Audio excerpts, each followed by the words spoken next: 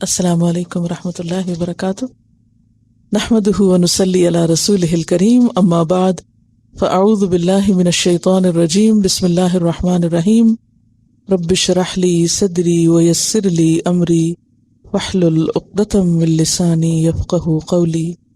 آیت 6 سے تفسیر۔ یا ایھا الذین آمنوا، اے لوگو جو ایمان لائے ہو، اذا قمتم، جب کھڑے ہو تم، یعنی ارادہ کرو تم۔ کھڑے ہونے سے مراد دو پاؤں پہ کھڑے ہونا نہیں ہے، کیونکہ نماز بعض اوقات بیٹھ کے بھی پڑھی جاتی ہے، تو کھڑے ہونے سے مراد یہاں ارادہ کرنا ہے کہ جب ارادہ کرو تم الی الصلاۃ، نماز کا، یعنی جب نماز پڑھنا چاہو تو کیا کرو؟ فاغسلوا وجوہکم، پس دھو لو اپنے چہروں کو۔ اور صلاۃ سے مراد کیا ہے؟ نماز۔ دیکھیے کہ صلاۃ کا لفظی معنی ہوتا ہے دعا کرنا، جیسے انگریزی میں آپ پریئر کہتے ہیں، لیکن یہاں اس کا شرعی معنی مراد ہے۔ اور صلاۃ کیا ہے؟ یعنی مخصوص طریقے پر اللہ کی عبادت کرنا، یا معلوم طریقے پر جس کی ابتدا تکبیر تحریمہ سے ہوتی ہے اور اختتام سلام سے۔ نماز کی ابتدا کہاں سے ہوتی ہے؟ اللہ اکبر سے، اور ختم کہاں پر ہوتی ہے؟ السلام علیکم ورحمۃ اللہ، سلام کے ساتھ، تسلیم جس کو کہتے ہیں۔ تو فاغسلوا وجوہکم، دھو لو اپنے چہروں کو۔ وجوہ کا واحد کیا ہے؟ وجہ۔ اور وجہ کی ڈیفینیشن کیا ہے؟ وجہ ماتھے کے کرو سے شروع ہوتا ہے۔ کرو یعنی مواجہہ کا مطلب ہوتا ہے آمنا سامنا کرنا، یعنی جو آپ کے فیس کا حصہ سامنے ہے، یہاں سے جو کرو شروع ہو جاتا ہے نا، تو اس کرو تک اوپر سے، یعنی ماتھے کے کرو سے لے کر نیچے ٹھوڑی سمیت، یہ آپ کا چہرہ ہے۔ اور پھر ایک کان کی لو سے دوسری لو تک چوڑائی میں، یہ سب چہرہ ہے۔ کیونکہ ہم بالوں کو حد نہیں بتائیں گے چہرے کی۔ کیوں؟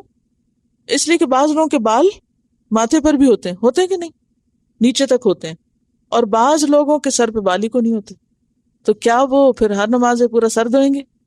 تو چہرہ جو ہے اس کی کیا ڈیفینیشن ہے کہ یہ ماتھے کا جو کرو کا مطلب یہ جو موڑ اوپر مڑ رہا ہے جہاں سے، تو یہاں سے لے کر ٹھوڑی سمیت، یعنی ٹھوڑی بھی دھلنی چاہیے، ٹھیک ہے۔ وجوہکم وایدیکم، اور اپنے ہاتھوں کو۔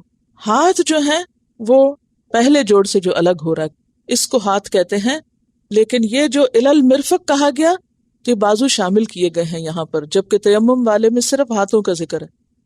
یعنی عربی زبان میں کسی بھی ڈکشنری میں ہاتھ کی جو ڈیفینیشن ہے وہ کیا ہے؟ کلائی کے اوپر جو ہے، ٹھیک ہے۔ یعنی یہ جو کلائی ہے یہ ہاتھ میں شامل نہیں، کلائی کس میں شامل ہے؟ بازو میں شامل ہے، اس کو آپ بازو کہیں گے۔ جہاں بازو ختم ہوتا ہے وہاں سے ہاتھ شروع ہوتا ہے، ٹھیک ہے۔ اور اب ہمیں حکم کیا دیا جا رہا ہے کہ ہاتھ دھو، اور اس کے ساتھ آدھے آدھے بازو بھی دھو۔ آدھے بازو کہاں ختم ہوتے ہیں؟ الی المرافق، کوہنیوں تک۔ مرافق مرفق کی جمع ہے۔ مرفق کا لفظ رفق سے نکلا ہے، رفقاف، رفق کہتے ہیں، یعنی جیسے کسی جگہ پر ٹیک لگانے کو۔ تو مرفق کو، کوہنی کو عربی میں کونی کیوں کہتے ہیں؟ کیونکہ اس کے ذریعے ہم کیا کرتے ہیں؟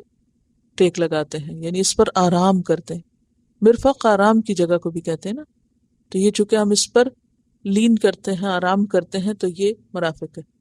اور الا کا معنی ہے مع، سمیت، کوہنیوں سمیت۔ یعنی کوہنی تک کا مطلب یہ نہیں کہ کوہنی کو شامل نہ کیا جائے، بلکہ یہاں الا مع کے معنی میں، یعنی کوہنی خشک نہیں ہونی چاہیے۔ جیسے پاؤں میں ایڑی اور ٹخنے خشک نہیں ہونے چاہیے، اسی طرح بازو کی کوہنی خشک نہیں ہونی چاہیے۔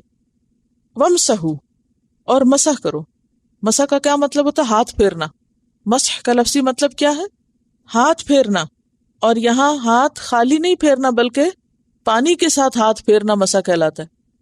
اب دیکھیے کہ ہر لفظ کا ایک لغوی معنی ہوتا ہے۔ لغوی معنی کیا ہوتا ہے؟ لغت میں اس کو کیا کہتے ہیں؟ لغت میں اگر آپ ڈکشنری میں ورڈ مسح دیکھیں تو اس میں کیا، اس کا مطلب ہوگا ہاتھ پھیرنا۔ لیکن شریعت میں مسح کا کیا مطلب ہے؟ پانی لگا کے ہاتھ پھیرنا۔ وامسحوا، مسح کرو۔ اور ہم اردو میں بھی مسح کہہ دیتے ہیں۔ کس کا مسح کرو؟ برؤسکم، اپنے سروں کا۔ یہ بے جو ہے یہ زائد ہے، اپنے سروں کا. اب یہاں رؤوس رأس کی جمع ہے. رأس کس کو کہتے ہیں یہ بتائیے؟ سر. کس حصے کو سر کہا جاتا ہے؟ کہاں سے کہاں تک سر ہے؟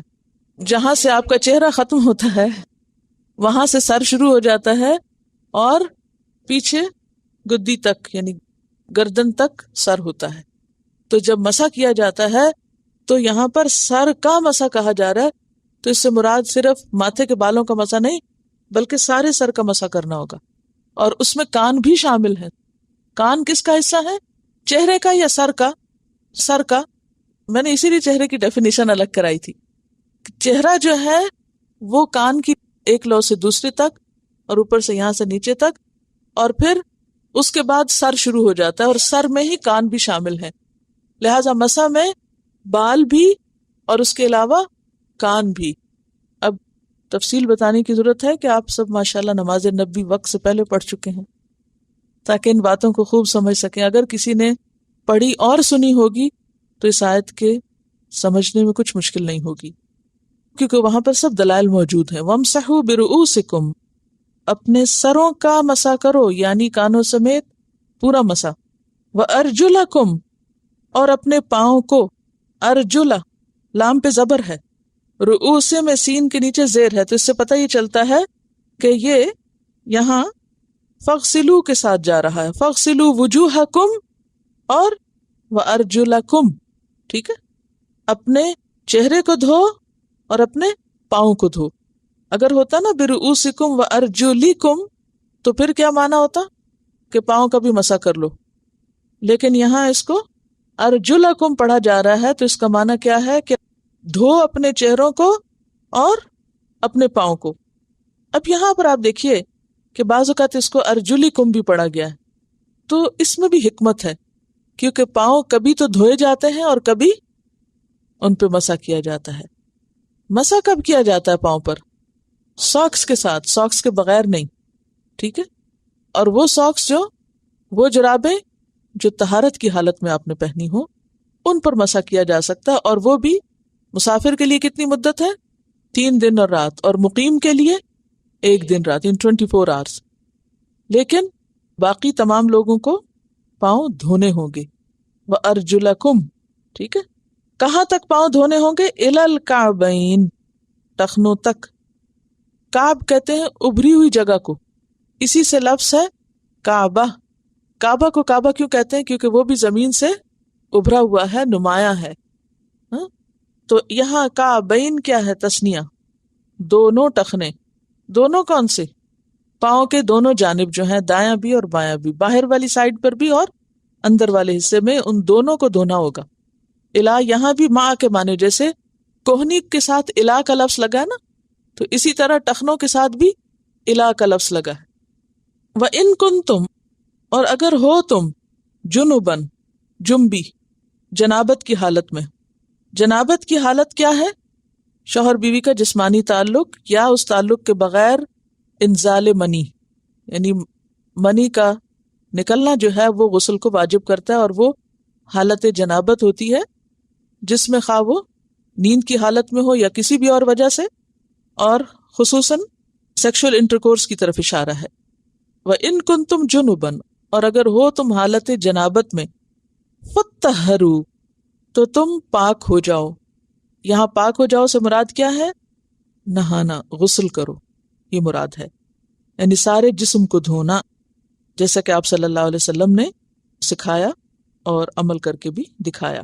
تو یہاں پر ختم ہو جاتی ہے ایک بات، اور وہ ہے پانی کے ساتھ طہارت حاصل کرنا 2 مواقع پر.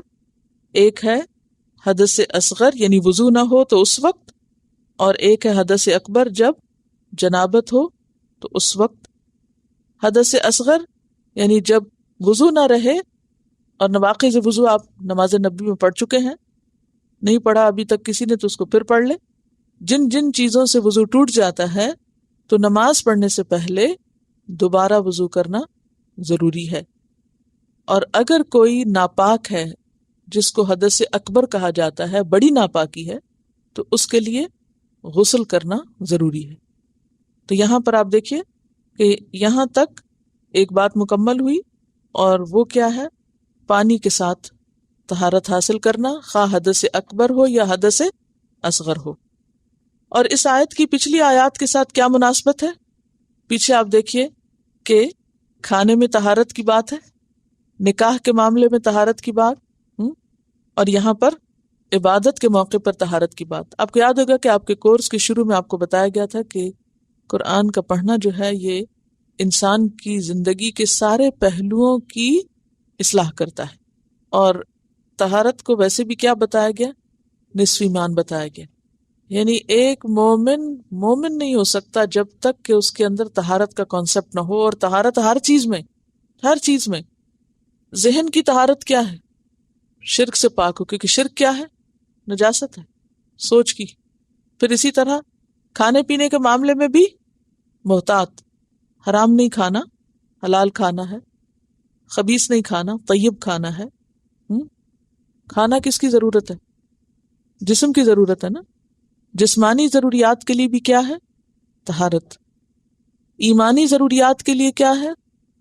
شرک سے بچ کے توحید، طہارت۔ پھر اس کے بعد جذباتی ضرورت کے لیے انسان نکاح کرتا ہے، شادی کرتا ہے، اس میں بھی کس چیز کو مد نظر رکھو؟ محسنات، خواہ مومنات میں سے ہو خواہ اہل کتاب میں سے ہو، پاک دامن، بد چلن، بے راہ رو نہیں، بدکار نہیں۔ پھر اس کے بعد آپ دیکھیے کہ عبادت میں بھی طہارت، اور وہ کیا ہے؟ اگر وضو نہیں تو وضو کرو، اگر ناپاک ہو تو غسل کرو۔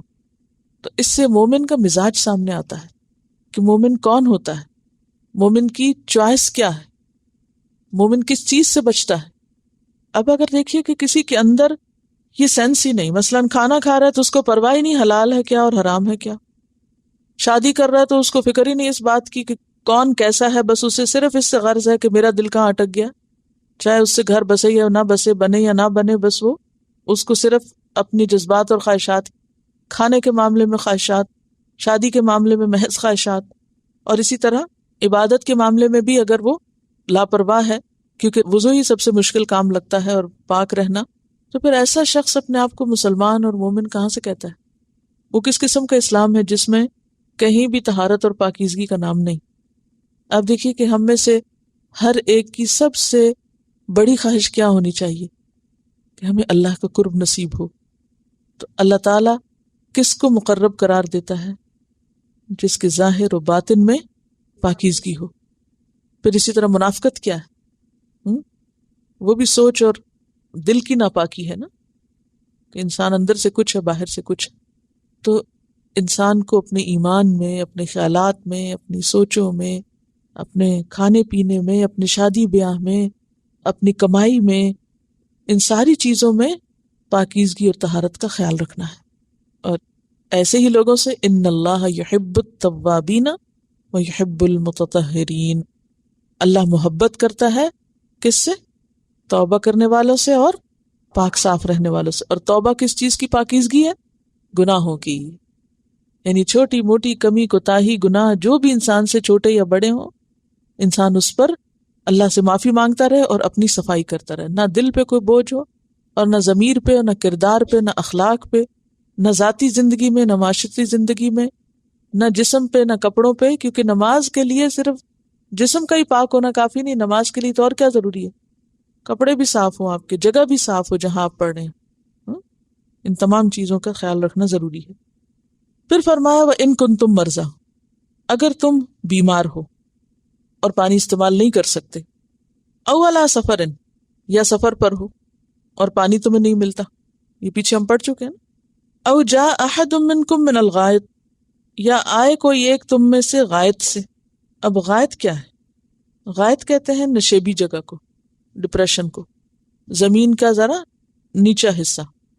اہل عرب کے گھروں میں ٹوائلٹس نہیں ہوتے تھے، تو وہ بول و براز کے لیے گھر سے باہر دور نکلتے تھے کسی میدان میں، اور میدان میں سامنے نہیں بیٹھتے تھے بلکہ حیا کی وجہ سے نشیبی زمین میں، کہ جہاں وہ دوسروں کو نظر نہ آئے، یعنی اوٹ میں چھپ کے نیچے ہو کر، نچلی گہری جگہ پر لوگوں کی نگاہوں سے بچ کر۔ تو غائط سے آنے سے مراد کیا ہے؟ یعنی نشیبی جگہ سے کوئی واپس آئے، تو یہ نشیبی جگہ کو ایک طرح سے بطور استعارہ استعمال کیا جائے، یہ ایسے ہی جیسے کہا جائے کہ جب تم میں سے کوئی ٹوائلٹ سے واپس آئے. اور سب کو پتا ہے کہ ٹوائلٹ میں کیا کیا جاتا ہے. تو اسی طرح غائط سے واپس آئے تو سب کو پتا ہے, انڈرسٹوڈ ہے کہ اس زمین پر کس لیے جایا جاتا ہے. یعنی بول و براز کی طرف اشارہ ہے کہ جب تم میں سے کوئی بول و براز سے فارغ ہو کر واپس آئے تو اس وقت پھر کیا ضرورت ہے, اس کو وضو کی ضرورت ہے. اور وضو کے لیے اب مشکل یہ کہ بیمار ہیں یا سفر پر ہیں, یہ حدث اصغر کی طرف اشارہ ہے یہاں اس حصے میں. او لامستم النساء یا حدث اکبر کی طرف اشارہ ہے, یا تم میں سے کوئی عورتوں کو ہاتھ لگائے, لمس. یہاں پر آپ دیکھیں لمسا نہیں کہا, لمستم النساء نہیں کہا, بلکہ کیا کہا, لامستم النساء. لامسا یلامسو ملامسا باب مفاعلہ ہے, ایک دوسرے کو ہاتھ لگانا, یعنی شوہر اور بیوی کا ایک دوسرے کو ہاتھ لگانا. اور یہ بھی کنایتاً استعمال ہوا ہے, یہاں محض ٹچ کرنے سے وضو یا غسل نہیں لازم ہوتا, مراد ہے اس سے شہوت کے ساتھ ہاتھ لگانا جس سے انزال ہو, یعنی جماع کی طرف اشارہ ہے, یا محض اگر انزال ہو جماع کے بغیر بھی تب بھی غسل واجب ہو جاتا ہے. فلم تجدوا ماء, پھر تم پانی نہ پاؤ. اصل شرط کیا ہے تیمم میں؟ پانی کا نہ ملنا, یاد رکھیے. یعنی یا تو یہ کہ پانی ہے ہی نہیں کیونکہ صحرا ہے, پتہ نہیں, ہو سکتا ہے قریب ہی ہو لیکن پتہ ہی نہیں, آپ کہاں کہاں تلاش کریں گے. یا یہ ہے کہ پانی تو ہے مگر آپ پانی ٹچ نہیں کر سکتے کہ آپ بیمار ہیں. تو ان دو صورتوں میں پھر تمہیں کیا اجازت ہے؟ فتیمموا, تو تیمم کرو. تیمم کا لفظی معنی کیا ہے؟ ارادہ کرنا. تو تم ارادہ کرو یعنی تیمم کرو, اور ارادہ یہاں لفظی معنوں میں نہیں بلکہ تیمم اسلامی یا شرعی اصطلاح ہے, ایک ٹرم ہے اور اس کا ایک مخصوص معنی ہے. اور وہ کیا کہ پانی کی جگہ مٹی سے پاکیزگی حاصل کرنا. تیمم کیا ہے؟ پانی کی بجائے مٹی سے پاکیزگی حاصل کرنا, جس کو آپ تیمم کہتے ہیں. تو تیممو ارادہ کرو, کس کا؟ سعیدن, سعید کہتے ہیں جو زمین کا اوپر کا حصہ ہے, خواہ وہ مٹی ہے, خواہ وہ پتھر ہے, خواہ وہ ریت ہے, خواہ وہ کچھ بھی. سعادہ کا مطلب کیا تھا؟ اوپر کی جگہ, زمین کے اوپر کے حصے سے. یہاں تراب کا لفظ نہیں کہا گیا کہ مٹی سے کرو.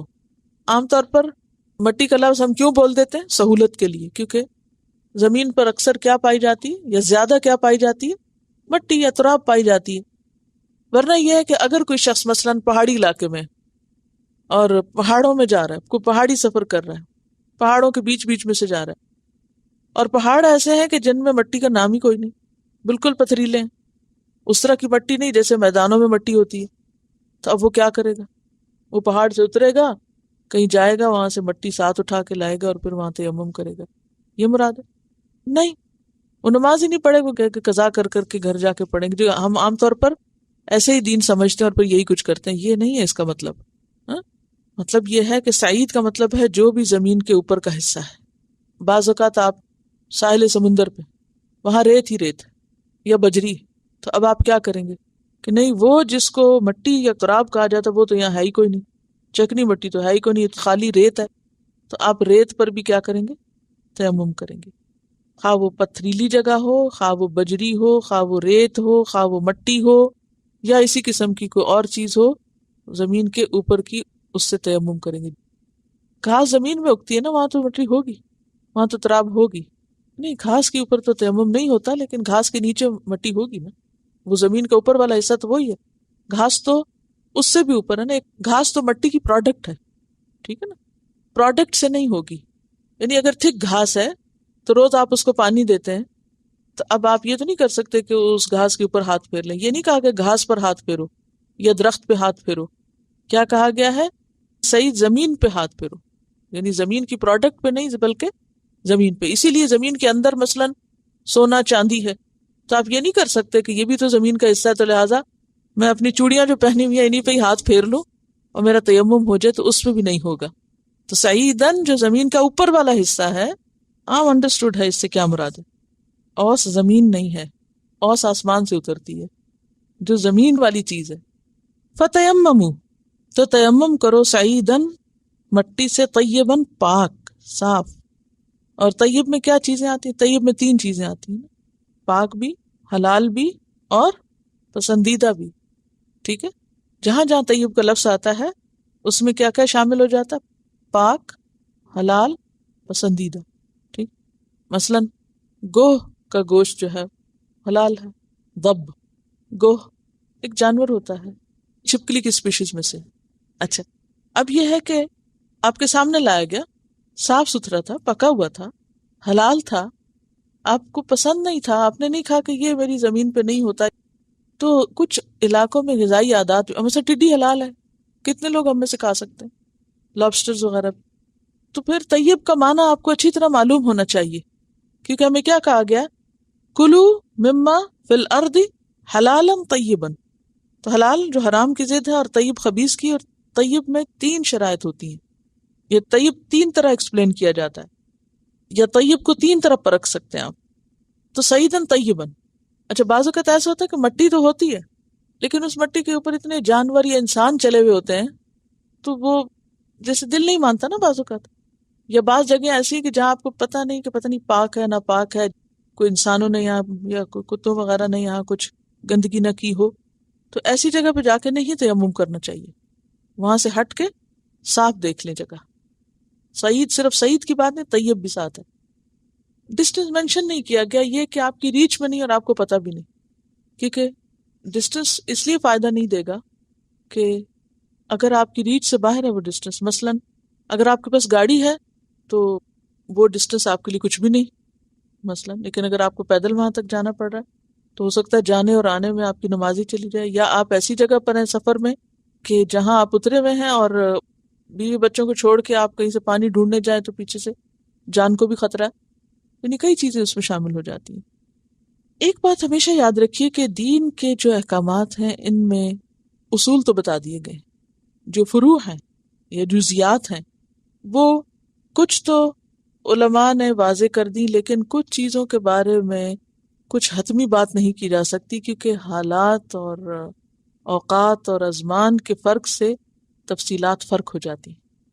یہ بتا رہی ہے کہ بعض لوگ جیسے مال وغیرہ میں کام کرتے ہیں تو وہ یہ کہ پتہ نہیں ان کے واش روم میں وضو کر سکتے ہیں یا نہیں، تو وہ پھر تیمم ہی کر کے نمازیں پڑھتے ہیں. یہ بالکل غلط ہے، کیونکہ آپ ویسے بھی تو اپنی ضرورت کے لیے واش روم تک جاتے ہیں، تو ایک وضو کرنا ہی کیوں بھاری ہے؟ اس میں یہ کہ آپ گھر سے وضو وغیرہ کر کے جرابیں پہن کر جائیں تاکہ آپ کو پاؤں اٹھا کے نہ دھونے پڑے. وہ بہت آکورڈ لگتا ہے، بعض اوقات بہت اونچے بھی ہوتے ہیں سنک کے جس میں پاؤں دھونا مشکل ہوتا ہے. اور جہاں روز انسان جاتا ہو تو وہاں تو ویسے بھی اسے پتہ ہوتا ہے. اور ایک بات کا مزید خیال رکھیے، بعض مسلمان بڑی زیادتی کرتے ہیں، پبلک واش روم میں جا کے اتنا پانی پھیلاتے ہیں کہ وضو کے نام سے شیشے بھی سارے اور مرر کے اوپر بھی خوب چھینٹے، اور سنک کے بھی آس پاس خوب پانی کی نہریں بہہ رہی ہوتی ہیں، اور زمین بھی گیلی کر کے آ جاتے ہیں کہ جو ہم متقی پرہیزگار لوگ جو ہیں وہ اپنے تقوی کا اظہار کر رہے ہیں اس طریقے سے. تو یہ بہت ناپسندیدہ چیز ہے، ایسی چیزوں سے بچنا چاہیے. اور وہاں پر جانے سے پہلے آپ نے جس حال میں اس جگہ کو پایا ویسے ہی چھوڑ کے آئے. چلیے آگے چلتے ہیں. فَتَيَمَّمُوا صَعِيدًا طَيِّبًا، اور تیمم کیسے کریں گے؟ فَامْسَحُوا بِوُجُوهِكُمْ، ہاتھ پھیرو گے اپنے چہروں پر. مسح کا کیا مطلب ہے؟ پھر ہاتھ پھیرنا. اب یہاں کس سے پھیریں گے آپ؟ تیمم کرتے وقت پانی کی جگہ کیا چیز لے گی؟ مٹی لے گی. تو مٹی سے اپنے ہاتھوں کو اپنے چہروں پہ پھیرو. وَأَيْدِيكُمْ، اور اپنے ہاتھوں کو منہ، اس میں سے. اس سے کا کیا مطلب ہے؟ اس مٹی کے بعض حصے سے. اور ہاتھ کہاں تک ہے؟ ہتھیلی تک ہوتا ہے. تو اس سے پتہ چلتا ہے کہ تیمم کی ترتیب کیا ہے، پہلے چہرہ پھر ہاتھ ہے. ما یرید اللہ، نہیں چاہتا اللہ. کیا نہیں چاہتا؟ لیجعل، کہ بنائے. علیکم، تم پر. من حرج، کوئی تنگی. اللہ تم پر کوئی تنگی نہیں رکھنا چاہتا، اسی لیے اس نے کیا کیا کہ پانی کی جگہ مٹی کا استعمال جائز قرار دیا طہارت حاصل کرنے کے لیے. ولیکن، لیکن، یرید، وہ چاہتا ہے. کیا چاہتا ہے؟ لیطہرکم، کہ وہ تم کو پاک کر دے. اس لیے اس نے تمہیں پانی نہ ملنے پر مٹی استعمال کرنے کا حکم دیا ہے. ولیتم، اور تاکہ تمام کر دے، پورا کر دے. نعمتہ، اپنی نعمت کو. کون سی نعمت؟ دین اسلام کی نعمت، جس کی امتیازی علامت طہارت ہے. یعنی طہارت کی تکمیل کر دے. علیکم، تم پر. اور اپنے دین کو مکمل کر دے. جو دین مکمل کر دینے سے مطلب یہ ہے کہ تمام ضروری چیزوں کے ساتھ تمہیں ہدایت دے دی گئی. لعلکم، تاکہ تم کیا کرو، تشکرون، شکر ادا کرو. کہ شکر اللہ کا کہ جس نے ہمیں نمبر 1 دین پورا دیا، دین کی تکمیل کی، زندگی کے تمام امور میں ہمیں طریقے سکھائے. یہ بھی تو ہو سکتا تھا نا اللہ تعالیٰ خود طریقے نہ سکھاتا، پھر ہم سے ڈیمانڈ کرتا جو میری مرضی کی زندگی بسر کر کے، تو ہم حیران پریشان پھرتے کہ ہم کریں کیا. تو یہ اس کا بہت بڑا احسان ہے ہم پر. تو احسان ہمیشہ شکر پیدا کرتا ہے دل میں. اب آپ دیکھیے کہ شکر کیسے ہوتا ہے، قلبی، لسانی اور بالجوارح. یعنی قلب، لسان اور جوارح. جوارح کیا ہوتا ہے؟ ہاتھ پاؤں. ہاتھوں کو جوارح کیوں کہا گیا؟ کل میں نے جارح کا معنی آپ کو بتایا تھا. جرحن اور جرحن دونوں سے نکلا ہے. جرح کمانے والے، تو ہاتھوں کا کیا کام ہے؟ کمائی کرتے ہیں نا. جارح کا مطلب کمانے والا ہوتا ہے. چلنے پھرنے کے لیے بھی جرح تم کا لفظ آتا ہے، تو پاؤں بھی اس میں آ جاتے ہیں پھر. ٹھیک ہے. اعضاء مراد ہے، انسانی جسم کے اعضاء. تو شکر جو ہے وہ دل سے بھی ہوگا، زبان سے بھی ہوگا، اور جوارح سے بھی ہوگا، ہاتھ پاؤں سے، یعنی عمل سے بھی. دل سے شکر کیا ہوتا ہے؟ اللہ کی نعمتوں کو یاد کرنا، ان کو محسوس کرنا، ان کو ماننا، ان کا دل میں اقرار کرنا کہ ہاں یہ اللہ کی نعمت ہے مجھ پر. کیونکہ شیطان کا ہر وقت یہی کام رہتا ہے کہ وہ ہمیں نعمتوں کو بھلواتا رہتا ہے. جو ہمیں ملا ہے اس کو بھلواتا ہے، اور جو نہیں ملا اس کو یاد کراتا ہے، تاکہ ہم غمگین رہیں ہر وقت، کبھی خوش نہ ہوں. کیونکہ نعمتوں کی یاد دہانی انسان کے اپنے اندر کیا پیدا کرتی ہے؟ خوشی پیدا کرتی ہے. جب ہماری سوچ یہ ہو کہ ہمیں کچھ ملا ہے تو اس سے ہمارا دل سرشار رہے گا. سینس آف اچیومنٹ جو ہوتی ہے وہ ہمیشہ انسان کو خوش رکھتی ہے، غم نکالتی ہے اس کے اندر سے. تو جب کسی انسان کے اندر یافت کا احساس ہوتا ہے، یافت کا معنی ہوتا ہے پانا، پانے کا احساس ہوتا ہے تو وہ خوش رہتا ہے. اور اگر کسی انسان کے اندر لاس کا احساس ہو، سینس آف لاس کیا دیتا ہے؟ غم، دکھ، پریشانی، ہلاکت. تو ہمیں کیا کہا گیا؟ نعمتیں یاد رکھو، نعمتوں پہ نظر رکھو. تو یہ دل کا شکر ہے. نعمتوں کو یاد رکھ کے خوش رہنا دل کا شکر ہے. زبان سے شکر کیا ہوتا ہے؟ ان نعمتوں کا ذکر کر کے اللہ کی تعریف کرنا، کتنا پیارا ہے وہ رب جس نے مجھے یہ اور یہ دیا، جو بھی انسان کے پاس ہو. اور عمل سے کیا ہوتا ہے؟ اپنے جسم کو اللہ کی اطاعت پر لگانا اور نعمتوں کو صحیح جگہ استعمال کرنا، نعمتوں کا حق دینا. مثلا مال کی نعمت کا حق کیا ہے کہ آپ کیا دیں؟ زکوٰۃ دیں، اور زکوٰۃ کے علاوہ بھی. اسی طرح جسم کی نعمت کا کیا حق ہے کہ آپ کیا کریں؟ عبادت کریں، نماز پڑھیں، بندوں کی خدمت کریں، ہاتھ پاؤں استعمال کریں، ہاتھ پاؤں توڑ کے بیٹھے نہ رہیں، یہ ناشکری ہوگی. اچھا، ایک لفظ حمد ہوتا ہے. حمد اور شکر ملتے جلتے ہیں نا. الحمدللہ کا معنی شکر بھی کیا جاتا ہے نا. دیکھیں شکر زیادہ جامع ہے. شکر دل، زبان، عمل تینوں سے ہوتا ہے، جبکہ حمد صرف زبان سے ہوتی ہے. حمد کیا ہے؟ تعریف. صرف تعریف زبان سے ہوتی ہے. اس میں ٹھیک ہے دل میں کسی کے لیے محبت ہوتی تو زبان پہ تعریف آتی ہے، لیکن شکر جو ہے یہ زیادہ جامع ہے. اس میں دل بھی استعمال ہوتا ہے، زبان بھی ہوتی ہے، اور عمل بھی انسان کا ہوتا ہے. تو لعلکم تشکرون. تو بہرحال یہ آیت جو تھی یہ وضو، غسل اور تیمم کے بارے میں تھی. آپ نے یہ تمام چیزیں نماز نبی میں پڑھی ہیں. اگر آپ نماز نبی کا پیج 62 دیکھیں تو اس میں یہ تینوں چیزیں اکٹھی ہیں، غسل، وضو اور تیمم. لہٰذا دوبارہ اس چیپٹر کو پڑھ لیجئے تاکہ ان آیات کی تفسیر بہتر طور پر سمجھ سکیں. ٹھیک ہے، تو یہ آپ کا ہوم ورک ہے انشاءاللہ تعالی. چونکہ نماز ہوتی نہیں طہارت کے بغیر، وضو کے بغیر، غسل کیے بغیر. اگر غسل کی ضرورت ہے تو غسل، وضو، تیمم کا سیکھنا اس علم میں سے ہے جس کو کیا کہا جاتا ہے؟ فرائض. یعنی ان چیزوں کا سیکھنا ہم پر کیا ہے؟ فرض. وہ جو آتی نا حدیث، طلب العلم فریضۃ علی کل مسلم، علم کا حاصل کرنا ہر مسلمان پہ فرض ہے. تو کیا معنی ہے اس کا؟ کون سا علم حاصل کرنا؟ دین کی جو بنیادی چیزیں جو فرائض سے متعلق ہیں. نماز کیا ہے؟ پہلا فرض ہے نا ہم پر. تو نماز سے پہلے جو کی ہے اس کی یعنی وضو، اور اگر وضو نہیں کر سکتے تو تیمم، اور ان دونوں کے ساتھ آپ کا غسل اگر اس کی ضرورت ہے. اور خاص طور پر خواتین کو پیریڈز کے بعد جو پاک ہونے کی ضرورت ہے اس کو بھی جاننا بہت ضروری ہے کہ پاکی ہو، بڑی پاکی بھی اور چھوٹی پاکی بھی. لہٰذا یہ مسائل ایسے مسائل ہیں کہ جن کے بارے میں آپ کو کوئی ڈاؤٹ نہیں ہونا چاہیے، کیونکہ اگر آپ کا وضو ہی نہیں ہوا، تیمم ہی نہیں ہوا، نمازیں کہاں سے ہوئی؟ ٹھیک ہے. دیکھیے دونوں طرح سے آتا ہے. اس میں ایک حدیث یہ بھی آتی ہے کہ ابدأ بما بدأ اللہ بہ، میں اسی سے ابتدا کرتا ہوں جس سے اللہ نے ابتدا کی. تو اس روایت کے مطابق پہلے چہرے کو لیتے ہیں اور پھر ہاتھ کو. لیکن دیکھیے کہ یہ اصل میں بنیادی فرائض تو یہی دونوں ہیں. ٹھیک ہے. اس کے بعد آپ دیکھیے کہ اس آیت سے اسلام میں جو طہارت کی اہمیت ہے وہ ہمیں پتہ چلتی ہے. اور ابتدا کس سے ہوتی ہے آیت کی؟ یا ایھا الذین آمنوا. اس سے کیا پتہ چلتا ہے؟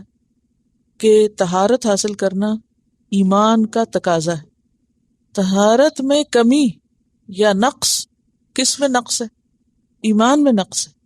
یعنی کوئی معمولی سی چیز نہیں ہے. اگر آپ صحیح طور پر پاک نہیں ہیں تو جان بوجھ کے یا تساہل کے ساتھ یا غفلت سے آپ پاکیزگی حاصل نہیں کرتے تو اس سے آپ کے ایمان کو نقص ہوتا ہے، کیونکہ انسان کے اوپر ایک بے حسی طاری ہو جاتی ہے نا.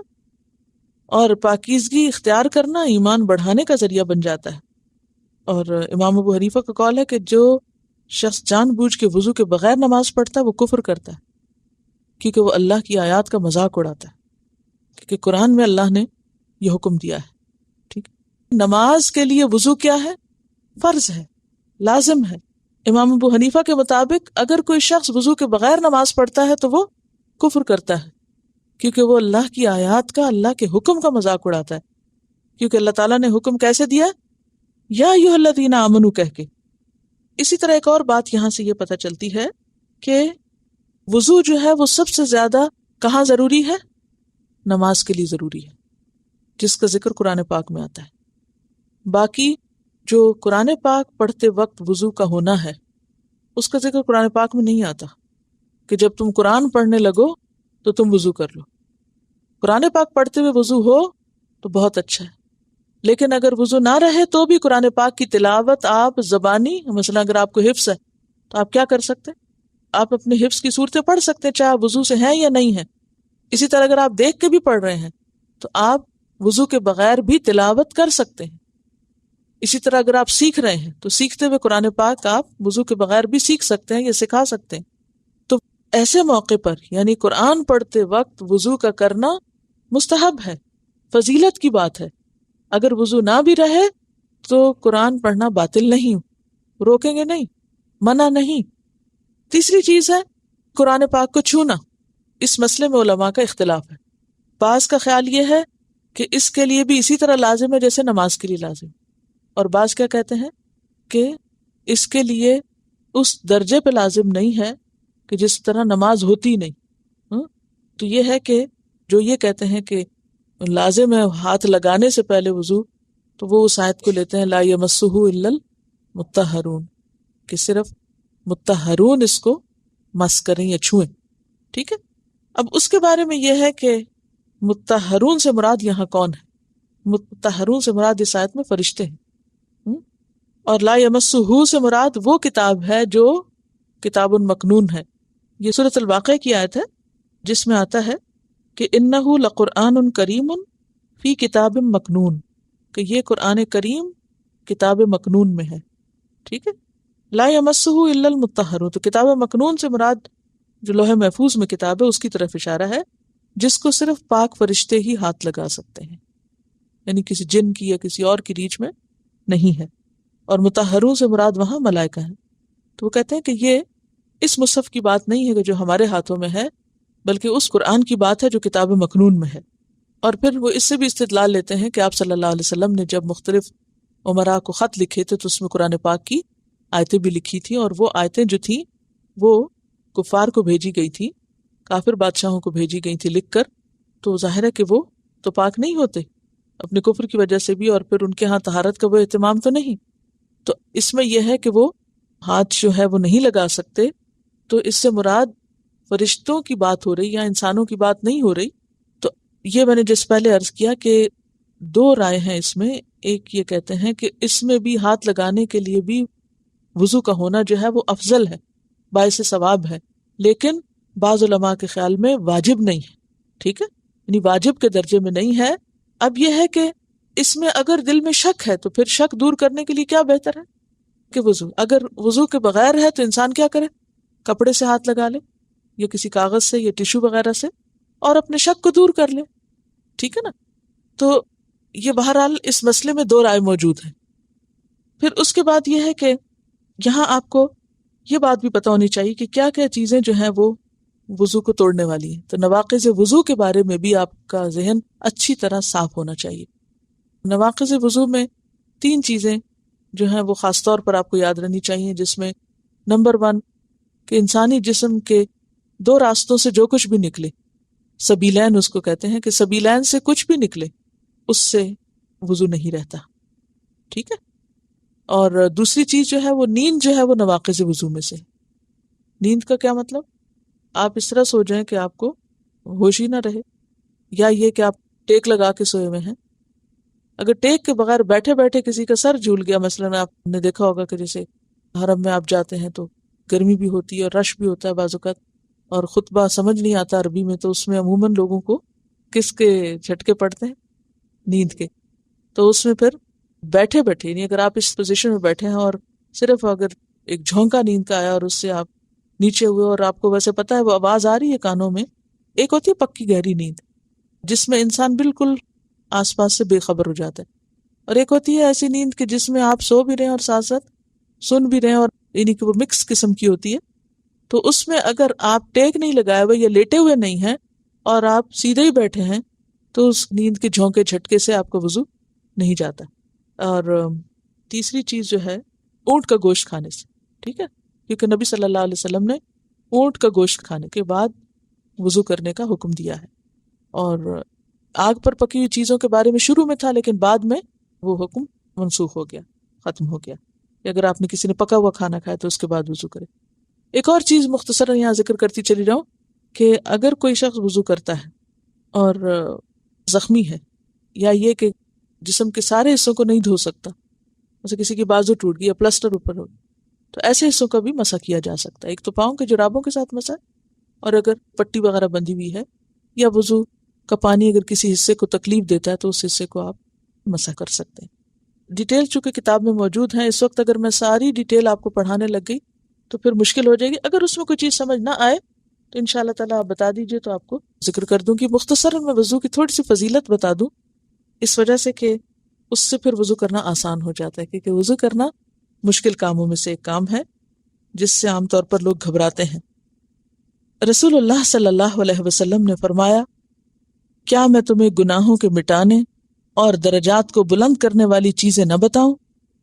حاضرین نے عرض کی، ہاں یا رسول اللہ صلی اللہ علیہ وسلم.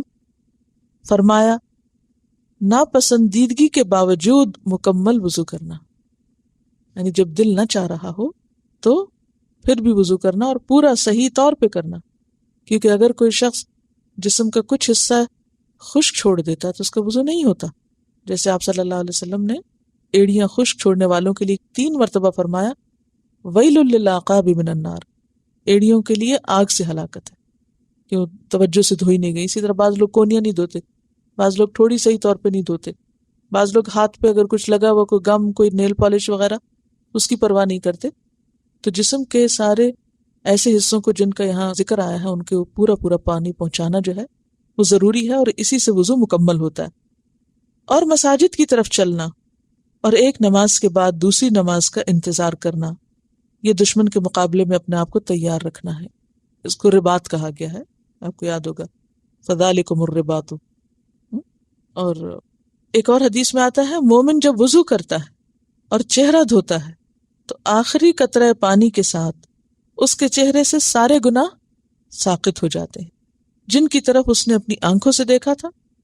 اور جب ہاتھ دھوتا ہے تو آخری قطرہ پانی کے ساتھ اس کے ہاتھوں کے گناہ دھل جاتے ہیں، گر جاتے ہیں جس کو اس نے ہاتھوں سے پکڑا تھا، حتیٰ کہ وضو کے بعد وہ گناہوں سے پاک صاف ہو کر نکلتا ہے.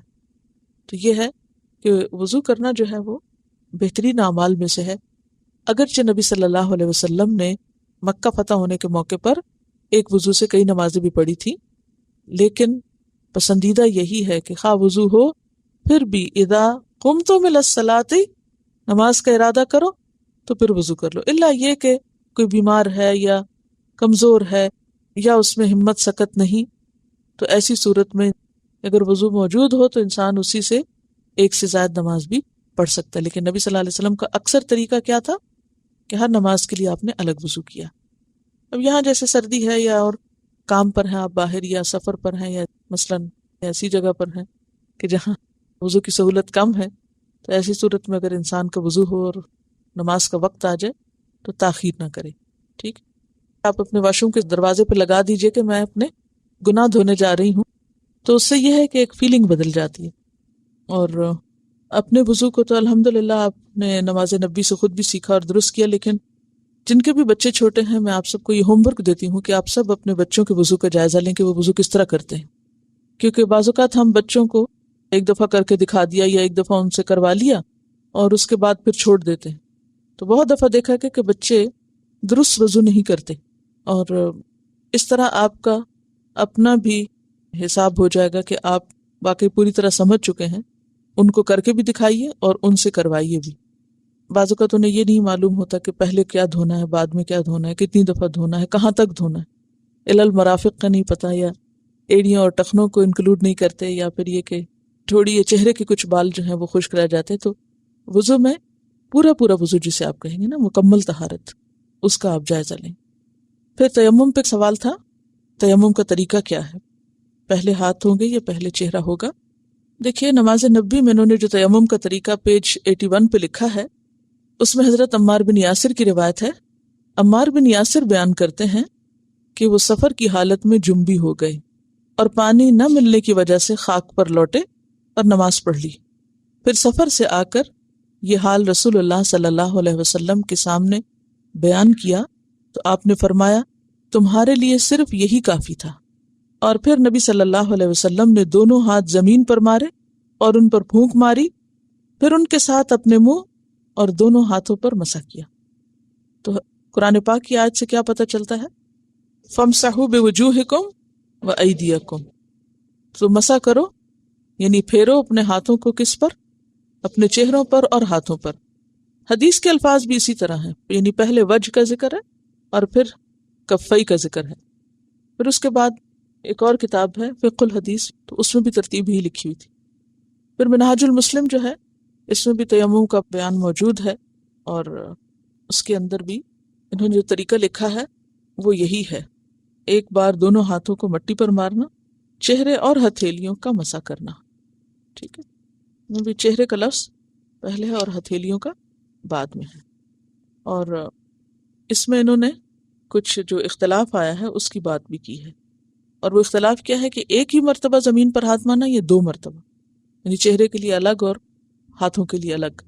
تو اس میں بات یہ کہ نبی صلی اللہ علیہ وسلم نے تو ایک ہی مرتبہ ہاتھ مارا ہے، جبکہ یہاں دوسری بات لکھی. فقہ سنہ ایک کتاب ہے، یہ انگریزی میں بھی اس کا ترجمہ موجود ہے، اچھی کتاب ہے، اور اس میں مختلف فقہا کے جو درمیان اختلاف آتا ہے اس کا بھی ذکر کیا گیا ہے. اس میں اب آپ دیکھیے کہ پہلے انہوں نے یہی حدیث لکھی پوری تفصیل کے ساتھ، بخاری اور مسلم میں جو آتی ہے، جس میں عمار بن یاسر کا ذکر آتا ہے. پھر اس کے بعد یہ لکھتے ہیں کہ صحابہ میں سے حضرت علی، عمار، ابن عباس اور ائمہ میں سے عطا، شعبی، مکحول، اوزاعی، احمد ابن حنبل، اسحاق صادق اور عام محدثین کا یہی مسلک ہے. تیمم کے متعلق امام ابو حنیفہ، امام مالک اور شافعی، سفیان ثوری اور صحابہ اور تابعین میں سے عبداللہ بن عمر اور حسن بصری کا مسلک یہ ہے کہ ایک مرتبہ دونوں ہاتھوں کو مٹی پر مار کر چہرے پہ پھیر لیا جائے، پھر دوسری مرتبہ دونوں ہاتھوں کو مٹی پہ مار کے کونیوں تک پھیر لیا جائے. ترتیب تو یہی ہے، لیکن انہوں نے 2 مرتبہ مارنے کی بات کی. ابن عمر نبی صلی اللہ علیہ وسلم سے بیان کرتے ہیں کہ تیمم 2 مرتبہ ہاتھوں کو زمین پر مارنا ہے، ایک مرتبہ چہرے کے لیے، دوسری مرتبہ کوہنیوں کے لیے. یہ روایت جو ہے یہ دارقطنی اور بہقی کے، لیکن محدثین نے ان تمام احادیث کو جس میں 2 دفعہ مارنے کا ذکر ہے ضعیف قرار دیا. اس کے برعکس صحیح روایت جو ہے وہ بخاری اور مسلم کی ہے. اور ایک اور بات یہ ہے کہ امام خطابی بھی لکھتے ہیں کہ روایت کے لحاظ سے 1 مرتبہ والوں کا مسلک زیادہ راجح ہے، یعنی زیادہ بہتر ہے. ایک اور چیز جس میں تھوڑا سا اختلاف تیمم کے بارے میں ملتا ہے کہ اس میں بعض نے ہاتھ ہتھیلیوں تک رکھا، بعض نے اس کو کونیوں تک کیا، اور امام زہری نے اس کو بغل تک کیا. ٹھیک، انہوں نے ہاتھ کہاں سے کہاں تک لیا؟ پورے بازو کو لیا. اب آپ دیکھیں کہ تیمم کون کرتا ہے، یا بیمار کرتا ہے یا مسافر کرتا ہے. تیمم کس لیے؟ سہولت کے لیے، پانی نہ ملے یا پانی تکلیف دے. اب سہولت اگر دیکھی جائے تو اس میں نہیں ہے کہ انسان پوری آستین نکالے اور پھر اس کے بعد وہ اسے کرے. دوسری بات یہ کہ سہولت ہے یا نہیں، یہ تو عقلی بات ہے نا پرکھنے کی. ویسے بھی اگر دیکھا جائے تو کف کا لفظ جو ہے یا ید کا لفظ جو ہے وہ اسی حصے کے لیے استعمال ہوتا ہے اور سہولت بھی اسی میں ہے. ٹھیک ہے، تو راجح بات جو ہے وہ یہی ہے. اگرچہ بعض نے وضو پر قیاس کرتے ہوئے، یعنی وہ جو کہتے ہیں نا کہ کونیوں تک تیمم کریں، وہ قیاس سے کام لیتے ہیں کہ یہاں تک جائیں. اور پھر امام زہری نے جو کہا بازو کو، وہ بھی قیاس کی بات ہے اوپر تک. لیکن نبی صلی اللہ علیہ وسلم سے جو چیز ثابت ہے، یعنی راجح بات ہے، وہ ہاتھ ہتھیلیوں تک رکھا ہے. اب اس میں آپ دیکھیے کہ جو فرق آ رہا ہے نا، یہ سمجھ کا فرق ہے کہ جب ید اور کف کا لفظ آیا تو بعض نے اس سے کیا مراد دیا، وضو پر قیاس کرتے ہوئے کونیاں بھی شامل کر لی، اور کسی نے اس سے آگے تک لے گئے. اب اگر کوئی یہاں تک کرتا ہے یا آگے تک کرتا ہے تو اس میں جھگڑے کی ایسی بات نہیں ہے. لیکن اگر سیدھی سیدھی بات دیکھی جائے کہ قرآن پاک کی آیت میں چہرے اور ہاتھ کا ذکر ہے، اور جب بھی آپ ہاتھ کا لفظ عام طور پہ بولتے ہیں تو کس حصے تک بولتے ہیں؟ یہیں تک ہی بولتے ہیں. اور خصوصاً جب حدیث میں کف کا لفظ آ گیا تو کف ہے ہی اس حصے کا نام، تو وہ ایک اطمینان کی بات ہو جاتی ہے. لیکن عموماً اختلاف کہاں آتا ہے؟ جزیات میں. اصول میں اختلاف نہیں ہے، جزیات میں اختلاف آتا ہے، اور اس میں بہت لمبی لمبی بحثیں ہوتی ہیں. ان بحثوں کو کٹ ڈاؤن کرنے کے لیے اگر انسان جو ظاہری معنی ہے حدیث کا اس کو لے لے تو بات ختم ہو جاتی. اور کتنا ضروری ہے کہ بعض اوقات ہم تفسیر پڑھ رہے ہوتے ہیں تو لفظ بس ایسے ہی گزر جاتے ہیں، لیکن یہ اس قسم کے چیلنجز آپ کو بھی پیش آئے اور مجھے بھی بہت زندگی میں پیش آئے ہیں، جن کی وجہ سے اور زیادہ مزید انسان تحقیق کرتا ہے نا، جیسے پھر کھوج شروع کرتا ہے. تو اسی طرح جب بھی کوئی مسئلہ آئے، جب بھی کوئی مخالفت آئے، تو اس کو کبھی برا نہیں سمجھنا چاہیے اور نہ کبھی اس پہ ناراض ہونا چاہیے، بلکہ میں سمجھتی ہوں ان لوگوں کو شکر گزار ہونا چاہیے کہ جو ہمیں کہیں چیلنج کر دیں، کیونکہ اس سے اور زیادہ دماغ کھلتا ہے، تحقیق کا اور جستجو کا رستہ کھلتا ہے. اور اگر یہ چیلنجز نہ ہوں تو انسان نہ زیادہ سیکھ سکتا ہے اور نہ ہی زیادہ بہتر طور پر پھر شرح صدر ہوتا ہے، شرح صدر ہو جاتا ہے نا.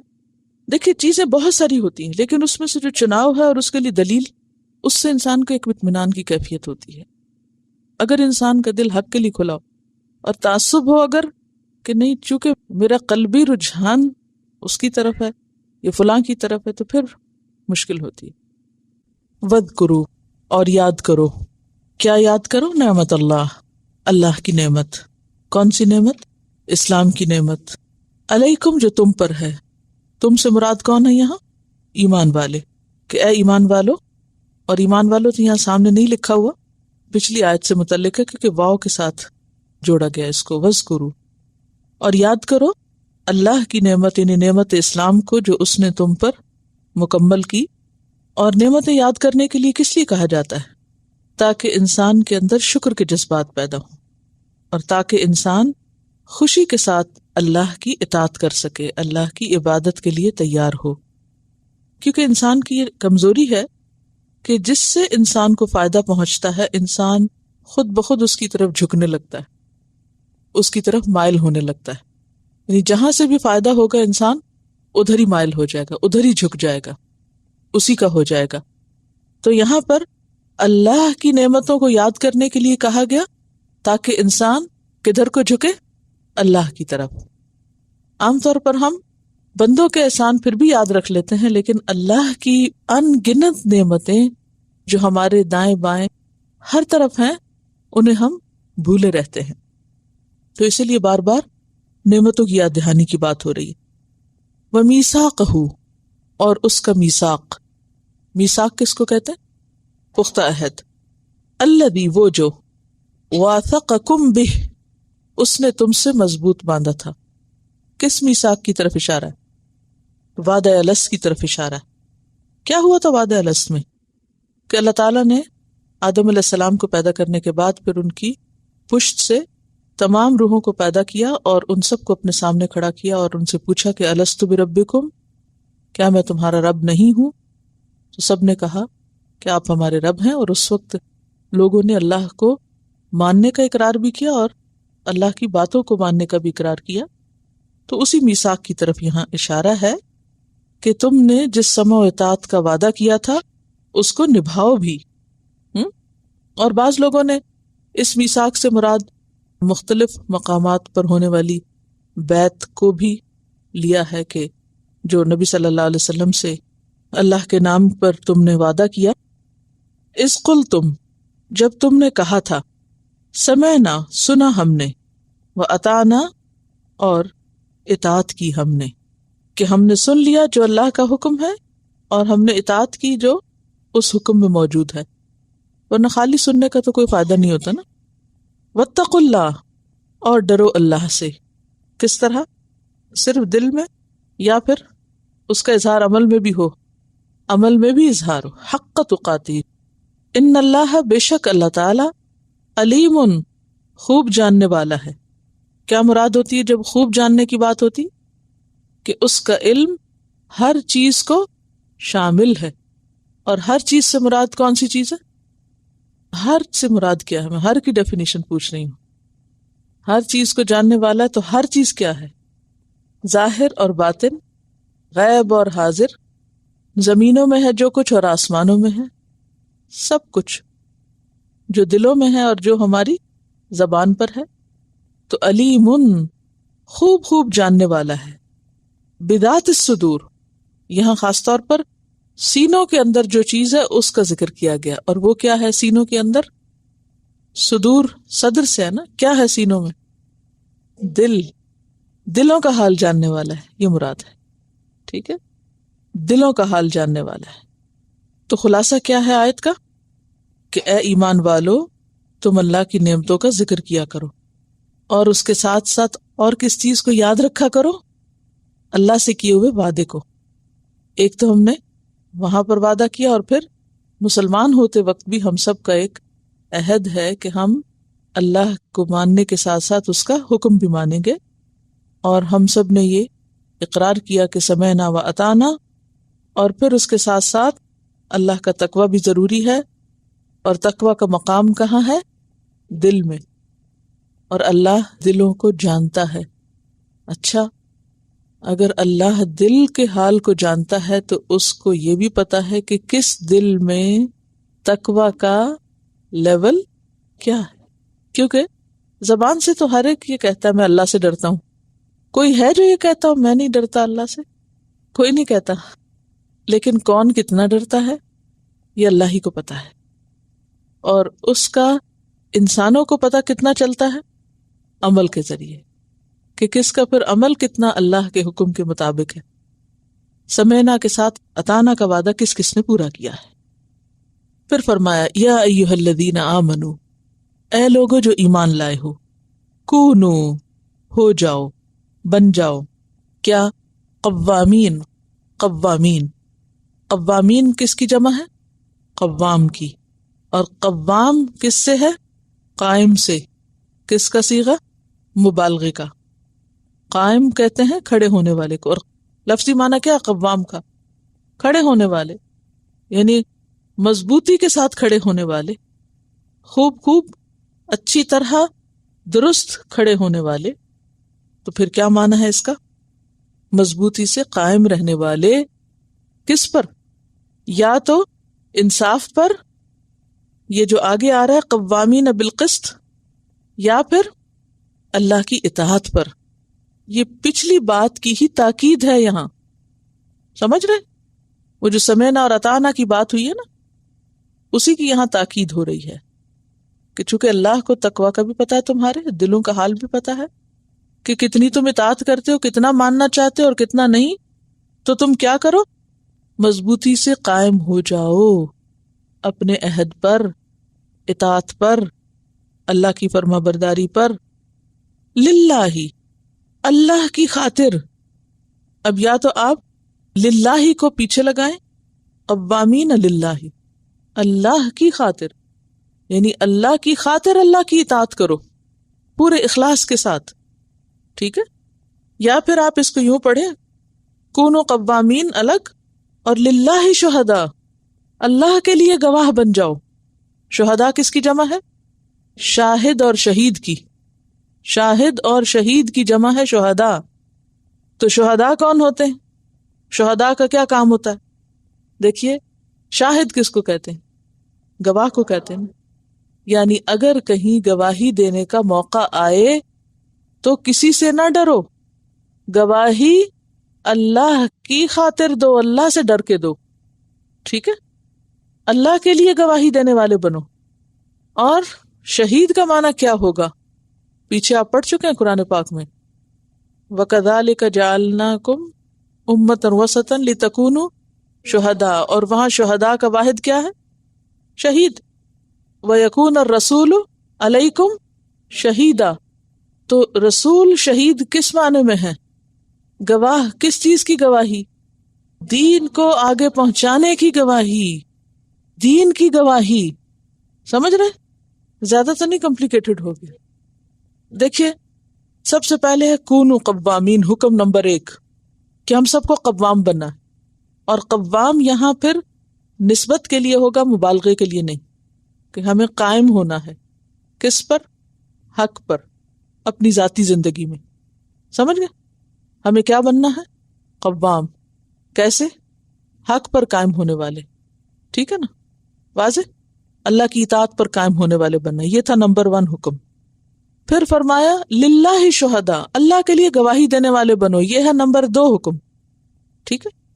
چونکہ شہداء کے 2 معنی ہوتے ہیں، ایک ہوتا ہے گواہ، کسی جھگڑے میں گواہ یا کسی کے حق کو دلوانے کے لیے گواہ، اور ایک ہوتا ہے اللہ کا پیغام پہنچانے کی گواہی دینا، کلمہ شہادت کی گواہی ساری دنیا پر۔ تو یہ پھر تیسرا حکم ہو گیا۔ اگر شہید کے معنی میں لیں تو یعنی جہاں بھی تمہیں گواہی دینی پڑے، کسی بھی جھگڑے میں، کسی بھی معاملے میں، تو کیا کرو؟ اللہ کے لیے گواہی دو۔ اللہ کے لیے دو کا مطلب ڈرو اللہ سے، کسی سے نہ ڈرو، چاہے اپنے والدین کے خلاف دینی پڑے یا اپنی ذات کے خلاف دینی پڑے یا کسی کے بھی خلاف دینی پڑے۔ اور پھر شہید دوسرے کا معنی کیا ہوگا؟ کہ حق کا پیغام پہنچانے والے بنو، ٹھیک ہے؟ بالقسط، عدل پر۔ اب بالقسط کو بھی آپ لگائیے، یا قوامین کے ساتھ یا پھر شہداء بالقسط، گواہ بن جاؤ کس کے؟ عدل کے۔ اور یہاں عدل سے مراد پھر کیا ہوگا؟ یعنی دین کے پیغام کے گواہ بن جاؤ، جو دین کا پیغام سراسر عدل و انصاف پر مبنی ہے، ٹھیک ہے؟ قسط کا معنی کیا ہے؟ عدل۔ اور عدل سے مراد پھر کیا ہوگی؟ دیکھیں، عدل کی تعریف معلوم ہے آپ کو، کیونکہ آگے عدل کا لفظ آ بھی رہا ہے تو بہتر یہیں پر ڈیفینیشن ہو جائے۔ عدل کیا ہوتا ہے؟ ہر صاحب حق کو اس کا حق دینا کیا ہے؟ عدل ہے۔ عدل کا معنی برابری کرنا ہی نہیں، ہر صاحب حق کو اس کا حق دینا کیا ہے؟ عدل ہے، ٹھیک ہے؟ اور عدل کرنے والوں کا قیامت کے دن مقام کہاں ہوگا؟ حدیث میں کیا آتا ہے؟ قیامت کے دن نور کے ممبروں پر ہوں گے۔ ممبر کیا ہوتا ہے؟ اونچی جگہ، نور کے، یعنی ان ممبروں سے بھی لائٹس نکل رہی ہوں گی۔ آج کل آپ دیکھیں کہ لوگ سٹیج پہ چڑھ کے جہاں گاتے بجاتے ہیں وہاں پر عموماً مصنوعی لائٹیں لگاتے ہیں، اور اس کو سارے ایریا میں لاکھوں کروڑوں کی مخلوق میں اس کو کیا کرتے ہیں؟ نمایاں۔ اب اسی سے آپ ذرا امیجنیشن کو تھوڑا سا، ہے تو کوئی بہت اچھی مثال نہیں لیکن یہ سب کو سمجھ آنے والی اس لیے۔ اب آپ دیکھیے کہ ایک ایک کانسرٹ پہ کتنا مجمع ہوتا ہے، بعض اوقات لاکھوں کا ہوتا ہے نا۔ اس میں سب سے زیادہ امپورٹنس کس کی ہوتی ہے؟ جو سٹیج پر ہوتے ہیں۔ اور سٹیج بھی کیسے ہوتے ہیں؟ خوب روشنیوں کے بیچ میں۔ ہاں، یہ تو دنیا کا حال ہے، اور ان لوگوں کو ایک ایک حسرت سے دیکھ رہا ہوتا ہے نا جو وہاں پر اس وقت کھڑے ہوتے ہیں۔ اب حشر کا میدان ہے، کتنے لوگ ہیں؟ امیجن نہیں کر سکتے نا کہ یعنی انسانی تصور سے بالا ہے، کتنی مخلوق ہوگی۔ اس میں کچھ لوگ روشنیوں کے سٹیج پر ہوں گے۔ وہ بلند مقام کس کو دیا؟ یہ حشر کے میدان کی بات ہو رہی ہے، ابھی جنت کی نہیں ہو رہی بات، ابھی تو وہ حساب کتاب چل رہا ہے۔ اور ان کو لے جا کے وہ اونچی جگہ بٹھا دیا جائے گا، اور روشن ہوں گی وہ جگہ، نور سے بنے ہوئے ہوں گے، گویا وہ ان کمکموں پہ بیٹھے ہیں۔ اور وہ کون ہوں گے؟ اللہ سبحانہ وتعالیٰ کے دائیں ہاتھ کی جانب۔ اور دائیں ہاتھ جو ہے وہ ایک اور عزت اور احترام کی جگہ کے لیے آتا ہے۔ فلاں میرے دائیں جانب ہے، یعنی میرے نزدیک بہت محترم ہے. اور یہ کون لوگ ہوں گے؟ عادل، عدل کرنے والے، انصاف کرنے والے. اور انصاف کیا ہے؟ ہر صاحب حق کو اس کا حق دیا جائے، چاہے وہ ہماری خاندانی زندگی ہو، خواہ ہماری معاشرتی زندگی ہو. تو ہر صاحب حق کا حق کیا ہے؟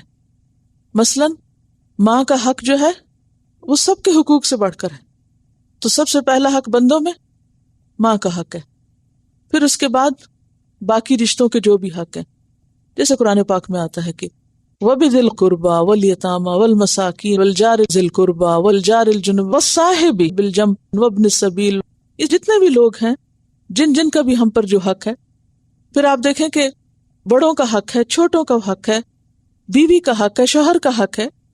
تو یہ جو آپ کو وقتاً فوقتاً بار بار آپ کو برڈن کرتی ہوں کہ فلاں حقوق کے بارے میں پڑھیے، کبھی والدین کے پڑھیے، کبھی شوہر بیوی کے پڑھیے، یہ کس لیے پڑھوائے جاتے ہیں؟ ہمیں پتہ ہوگا تو ہم دے بھی سکیں گے نا. اور بعض اوقات ناانصافی کیا ہوتی ہے کہ بعض اوقات انسان ایک کا حق تو دیتا رہتا ہے، دوسرے کو بالکل اگنور کر دیتا ہے، یہ بھی ظلم میں آ جاتا ہے. تو وہ نور کے ممبر حاصل کرنا جو ہے وہ آسان کام تھوڑی ہے.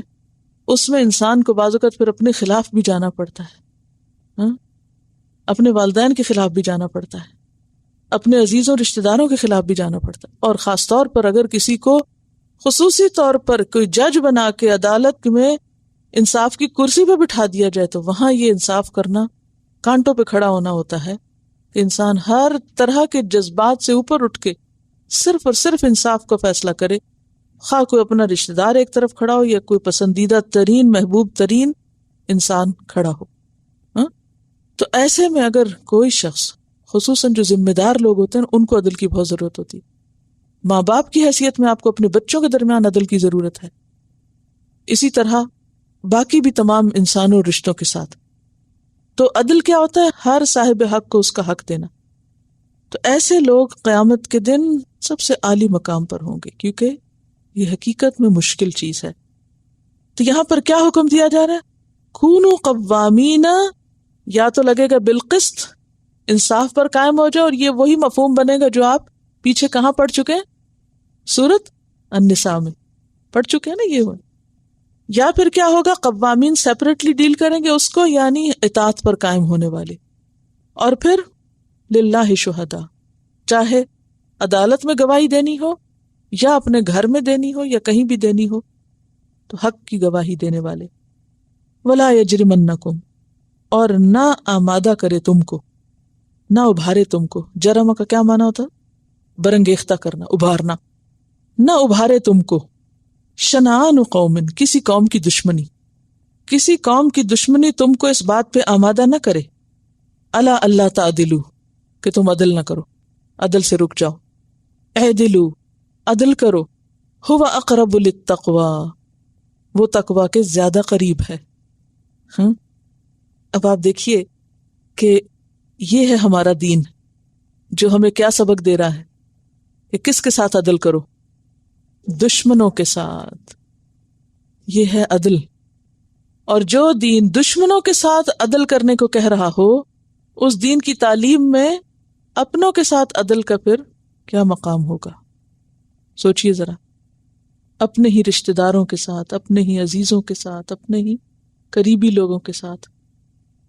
کیونکہ ہوتا یہ نا کہ انسان کے دل میں جس سے محبت ہوتی ہے، انسان اس کی طرف خود بخود جھک جاتا. آسان ہوتا ہے نا، اس میں اپنے نفس کی خواہش بھی ہوتی ہے، اپنی مرضی اور اپنا آرام بھی ہوتا ہے نا، تو ادھر انسان کا جھکاؤ آٹومیٹکلی ادھر جھک جاتا ہے، اور یہ اپنے لیے پھر نقصان دہ ہو جاتا ہے. اچھا، کسی کے خلاف اگر تھوڑا سا بھی بغض ہو یا نفرت ہو یا حسد ہو یا کوئی اور منفی جذبہ ہو کسی کے لیے بھی، تو پھر کیا ہوتا ہے؟ پھر عدل کرنا بہت زیادہ مشکل ہو جاتا ہے. تو نہ کسی محبوب کی محبت اور نہ کسی مبغوض کا بغض تمہیں عدل سے نہ روکے. اس راستے میں نہ محبت آڑے آئے اور نہ بغض آڑے آئے، یہ ہے عدل. تو تمہیں کسی قوم کی دشمنی، اور قوم سے مراد ویسے تو یہاں اشارہ ہے اہل مکہ کی طرف، کیونکہ اب مسلمانوں کے پاس حکومت آ چکی تھی مدینہ میں، اور وہ اب ان کے مقابلے میں ایک بڑی پوزیشن میں تھے. مکہ فتح ہو چکا تھا، مسلمانوں کے پاس طاقت، اختیار، اتھارٹی، حکومت، غلبہ، ہر چیز آ چکی تھی. ایسے میں جب سب کچھ آ جائے ہاتھ تو پھر جنہوں نے تمہیں ماضی میں ستایا ہو ان کے ساتھ کیا کرو گے؟ بہت اندیشہ تھا نا کہ صلح حدیبیہ تک تو اتنا پریشان کیے رکھا کہ عمرہ نہیں کرنے دیا اور بات بات پہ ستایا. تو اب جب مسلمانوں کے پاس حکومت آئی تو کیا حکم دیا کہ تم اب پچھلے بدلے لوگے، عدل کرو گے. کسی قوم کی عداوت یعنی نکرہ ہے نا، قومن کوئی بھی قوم، اس سے مراد ویسے تو اہل مکہ ہیں یا مسلمانوں کے دشمن ہیں جو اب تک انہیں ستا رہے تھے، لیکن قومن میں پھر کوئی بھی قوم آ سکتی ہے. آج ہمیں بھی یہاں سوچنا چاہیے کہ اگر کسی کے خلاف بھی کوئی شکایت ہے تو اس میں انسان کو تنقید کرتے وقت یا کسی کے خلاف کوئی قدم اٹھاتے وقت پھر عدل سے ہی کام لینا ہوگا. ظلم اور زیادتی نہیں کر سکتے، وہ بھی تو ہمارے ساتھ ایسا کرتے ہیں تو ہم بھی ویسا کر لیں. اسلام اس کی اجازت نہیں دیتا. برابر کے بدلے کی اجازت ہے، لیکن اس سے آگے جانے والا ظالم ہے، خواہ وہ مسلمان ہی کیوں نہ ہو. تو جہاں جس کی جو خوبی ہے، بھلائی ہے، جس کا جو حق ہے، خواہ وہ دشمنی کیوں نہ ہو، اس کے لیے کیا کرو؟ جو اس کا حق ہے اس کو حق دو. تم یہ نہیں کر سکتے چونکہ اس نے میرے ساتھ فلاں موقع پہ ایسا کیا تھا اس لیے میں اب اس کا وہ قرضہ واپس نہیں کر رہی، یا فلاں کا یہ حق میں نہیں دے رہی اس کو. اچھا، خاندانی زندگی میں کیا ہوتا ہے؟ مثلاً آپ دیکھیں کہ خاندانوں میں عام طور پر جیسے اگر کوئی ساس اپنی بہو کے حق میں ظالم ہو، مثلاً ایک مثال ہے، اب آہستہ آہستہ کیا ہوتا ہے، ساس بوڑھی ہوتی جاتی، معذور ہو جاتی، بہو جوان ہے. اب وہ کہے کہ چونکہ اس نے میرے ساتھ بڑے ظلم کیے تھے اس لیے اب یہ ضرورت مند ہے تو میں اس کی خدمت نہیں کرنے کی، یا میں اس کے ساتھ اچھا سلوک نہیں کر سکتی کیونکہ میرے ساتھ جب میں آئی تھی تو اچھا سلوک نہیں ہوا تھا. تو ایسا رویہ ایک مومن کو زیب نہیں دیتا. کیوں؟ وہ کہ نہیں میں تو بدلہ لے رہا ہوں. نہیں، یہاں بدلے کی بات نہیں ہوگی، اس لیے کہ اس کا جو فرض بنتا تھا اس نے اگر ادا نہیں کیا تو تمہارا جو اب فرض بنتا ہے وہ اپنے موقع پر اپنے مقام پر تم ادا کرو. مثلا شوہر اور بیوی ہیں، اگر شوہر بیوی کا حق ادا نہیں کرتا تو بیوی آگے ضد لگا کے نہ بیٹھ جائے چونکہ اس نے میرا حق نہیں دیا تو پھر میں بھی اس کا حق نہیں دے رہی. اس میں یہ ہے کہ ہر انسان اپنے فرض کو سوچے. عدل کس چیز کا نام ہے؟ بدلے اور مقابلے میں نہیں آنے کا، بلکہ اپنا فرض ادا کرنے کا کہ میرا فرض یہاں کیا بنتا ہے. اور دیکھیے کہ جب انسان اپنا فرض ادا کرنا شروع کر دیتا ہے نا، یہ دیکھے بغیر دوسرا کیا کر رہا ہے، تو وہاں سے پھر کس کا دروازہ کھلتا ہے؟ بھلائی کا. اگر دونوں ہی ضد لگا کے بیٹھ جائے چونکہ اس نے نہیں کیا تو میں بھی نہیں کر رہا، تو پھر نتیجہ کیا نکلے گا؟ کوئی بھلائی نہیں ہوگی. تو عدل ہے ہر صاحب حق کو اس کا حق دینا، مشروط نہیں کہ اگر وہ دے تو تم دو اور اگر کوئی نہیں دے رہا تو تم بھی نہ دو. ٹھیک ہے؟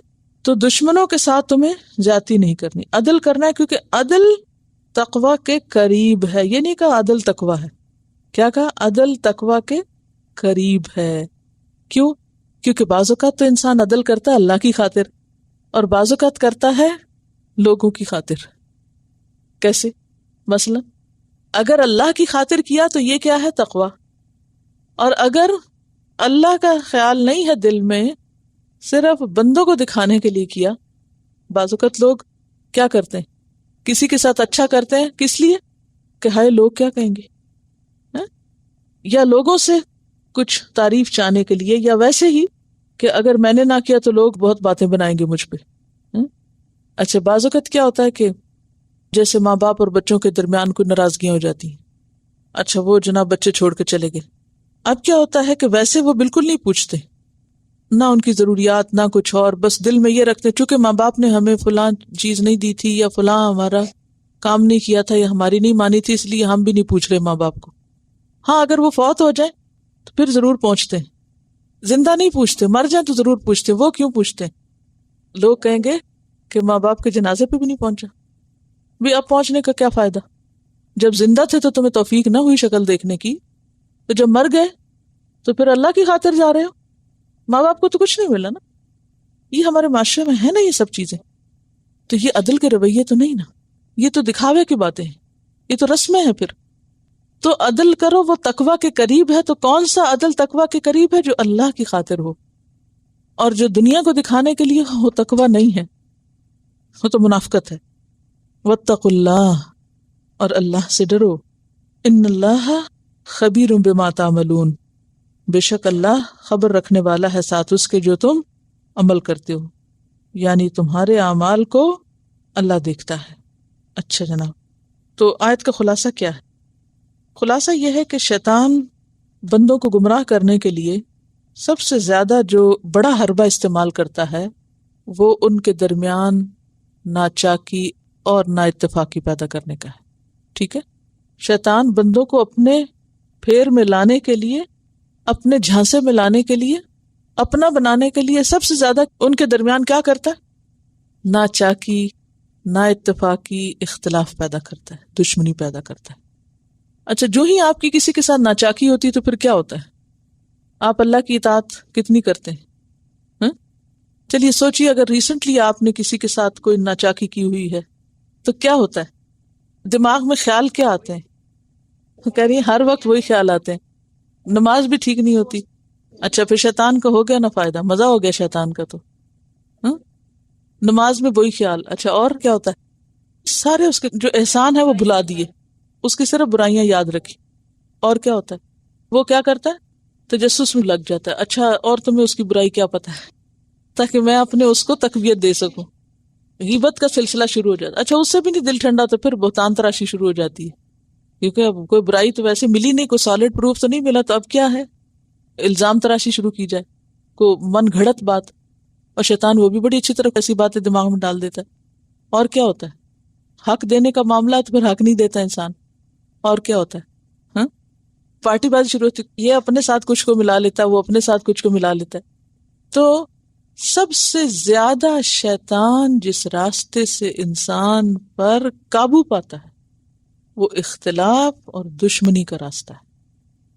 بس دو لوگوں کو آپس میں بدگمان کر دو، ایک دوسرے سے ناچاکی کر دو، ان کے درمیان کوئی اختلاف پیدا کر دو، نتیجہ کیا ہوگا؟ باقی سارے اس کے کام آسان ہو جائیں گے۔ پھر وہ ہر طرح کی برائی کروا لیتا ہے آپ سے، نہ آپ کی عبادتوں میں لطف، نہ ہی آپ کے باقی کاموں میں لطف۔ تو اس لیے کیا کہا گیا؟ قوامین للہ شہداء بالقسط، بہت تاکید ہے اس میں، قوامین للہ شہداء بالقسط۔ وہ جو پیچھے آپ نے پڑھا تھا نا، کونوا قوامین بالقسط، وہ ایک سادہ جملہ تھا، یہاں آپ دیکھیں آگے پیچھے کیا کہ نا، یہاں بالقسط بعد میں آیا۔ تو یہ جو دشمنی کا حربہ ہے، اس سے انسان کے اندر شیطان بہت سی خرابیوں کا راستہ نکال لیتا ہے۔ اور پھر اس کے بعد یہ ہے کہ یہاں سے یہ بھی پتہ چلتا ہے کہ اسلام دین عدل ہے، اور عدل ہر صاحب حق کو اس کا حق دینا ہے، اور اس میں کسی کا حق زیادہ ہوتا ہے اور کسی کا کم ہوتا ہے۔ اور اس میں آپ دیکھیں گے کہ ہر معاملے میں مثلا لوگوں کے مختلف اعمال میں بھی فرق ہوتا ہے، ایک نیکی دوسری نیکی سے بڑی ہوتی ہے۔ اسی طرح انسانوں کے درمیان بھی فرق ہوتا ہے، مثلا کوئی ماں ہے تو کوئی بیوی ہے تو کوئی بہن ہے تو کوئی بیٹی ہے۔ اب جو بیٹی کا درجہ وہ ماں کا نہیں، جو ماں کا ہے وہ بیٹی کا نہیں، تو فرق ہے نا دونوں میں۔ انسانیت میں سب برابر ہیں لیکن مقام اور درجات میں فرق ہے۔ اسی طرح اعمال میں بھی فرق ہوتا ہے، اسی طرح وقت کے اعتبار سے بھی فرق ہوتا ہے۔ ایک نماز آپ وقت پہ پڑھتے ہیں تو اس کا اجر زیادہ ہوتا ہے، اور اگر آپ وقت گزار کے پڑھتے ہیں تو ٹھیک ہے نا، فرق ہو گیا نا۔ تو فرق کس کس چیز سے ہوتا ہے؟ وقت سے، مقدار سے یعنی زمان سے، مکان سے۔ مثلا آپ یہاں نماز پڑھتے ہیں تو اجر اور ہے، حرم میں جا کے پڑھتے ہیں تو اجر اور ہے نا، کہ نہیں؟ فرق پڑ گیا نا، نماز وہی نماز ہے لیکن جگہ کے بدلنے سے، وقت کے بدلنے سے، مقدار کے بدلنے سے۔ اب کوئی 2 نفل پڑھتا اور کوئی 4 پڑھتا، فرق ہے یا نہیں؟ کیفیت کے بدلنے سے، ایک نماز آپ روتے ہوئے پڑھتے اور ایک آپ کو پتہ ہی نہیں آپ نے پڑھی کیا ہے، فرق ہوگا دونوں کے اجر میں یا نہیں؟ فرق پڑ جائے گا نا۔ تو کیا کیا چیزیں ہوئی؟ زمان، مکان، مقدار، کیفیت، پھر اخلاص، نیت۔ اچھا، اسی طرح مسلمان اور کافر میں فرق ہے، کیا دلیل ہے؟ افنجعل المسلمین کالمجرمین ما لکم کیف تحکمون، کیا مسلم اور مجرم ایک ہو جائیں گے؟ کیا ہو گیا تمہیں، کیسے فیصلے کرتے ہو؟ ایک جیسے نہیں ہیں۔ اب عدل کا مطلب مساوات نہیں ہوتی، عدل کا مطلب کیا ہے؟ ہر صاحب حق کو اس کا حق دینا۔ اب قیامت کے دن مسلمان کا حق اور ہوگا، کافر کا اور ہوگا، دونوں الگ چیزیں ڈیزرو کریں گے. تو پھر فرق کس سے پڑتا ہے؟ یعنی کفر کی حالت میں جو عمل کیے اور اسلام کی حالت میں جو عمل کیے وہ بہت فرق ہو جاتا ہے. پھر اخلاص، نیت سے بھی فرق پڑ جاتا ہے. جو کام آپ اللہ کے لیے کرتے ہیں اور جو بندوں کے لیے. مثلاً اگر آپ یہاں اللہ کی خاطر آتے ہیں پڑھنے تو آپ کا اجر اور ہوگا محنت کا، اور اگر آپ کسی اور غرض سے آ رہے ہیں تو اجر کچھ اور ہوگا. اچھا، پھر اسی طرح علم سے بھی فرق پڑتا ہے. قل هل يستوي الذين يعلمون والذين لا يعلمون، کیا علم والے اور نا علم والے برابر ہو سکتے ہیں؟ نہیں برابر ہوتے. تو جس کا جتنا علم زیادہ ہوگا اس کا اتنا ہی درجہ زیادہ ہوگا. ٹھیک ہے نا. پھر اسی طرح جو وقت کی بات ہوئی تھی، لا يستوي منكم من انفق من قبل الفتح وقاتل، جس نے فتح مکہ سے پہلے خرچ کیا تھا اللہ کے راستے میں اور بعد میں کیا تھا، ان کا اجر فرق ہو گیا. یہ جو اسلام پہلے لائے تھے اور بعد میں لائے، سابقون السابقون. صحابہ کرام کے درمیان فرق ہے. کہنے کو تو بہت سے صحابہ ہیں لیکن ہر ایک کا مقام اور درجہ فرق ہے. قائدین اور مجاہدین میں فرق ہے. حرکت، یعنی حرکت سے بھی فرق پڑتا ہے. آپ آہستہ چلیں تو اور نتیجہ ہوگا، آپ تیز چلے تو اور ہوگا. اور نماز نبی میں جو شروع میں ایک حدیث آتی ہے جس میں ایک شخص جو ہے وہ شہید ہوا اور دوسرا شخص جو ہے وہ اس کے بعد فوت ہوا، تو اس کا درجہ شہید سے بھی زیادہ تھا. تو خلاصہ کیا ہوا؟ کام کرنا اور نہ کرنا برابر نہیں. تو عدل کیا ہے؟ ہر صاحب حق کو اس کا حق دیا جائے. تو قیامت کے دن کیا ہوگا؟ سب ایک ہی جگہ چلے جائیں گے؟ نہیں. ٹھیک ہے نا. تو اس لیے کسی حکم کا ماننا اور نہ ماننا بھی برابر نہیں ہوتے. ٹھیک ہے، اس سے بہت فرق پڑ جاتا ہے. اس ساری کہانی کے کرنے کا مطلب یہ ہے کہ ہم کچھ کیا کریں، جو کرنے کے کام ہیں ان کو کر لیا کریں، کیونکہ کیے بغیر ہاتھ کچھ نہیں آنا. اصل مقصد یہ ہے. چلیے، وعد اللہ الذین آمنوا وعملوا الصالحات لہم مغفرۃ واجر عظیم. جو کرنے والے ہیں ان کے لیے وعدہ بھی بڑا ہے. ٹھیک ہے. وعد اللہ، وعدہ کیا ہے اللہ نے. وعدہ جو ہوتا ہے نا یہ خیر میں ہوتا ہے، اور اگر شر میں ہو تو دھمکی ہوتی ہے، او وعدہ ہوتا ہے، وعید ہوتی ہے. پھر وعدہ کیا ہے؟ خیر میں، اور وعید شر کے معاملے میں. وعد اللہ، وعدہ کیا اللہ نے، الذین، ان لوگوں سے، آمنو جو ایمان لائے، وعاملوا الصالحات، اور انہوں نے عمل کیے نیک، یعنی الاعمال الصالحات. اور اعمال صالحہ کون سے ہوتے ہیں؟ جس میں نیت بھی درست ہو اور طریقہ بھی درست ہو.